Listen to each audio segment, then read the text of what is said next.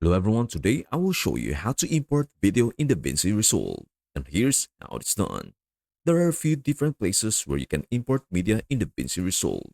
The media page, the cut page, and the edit page.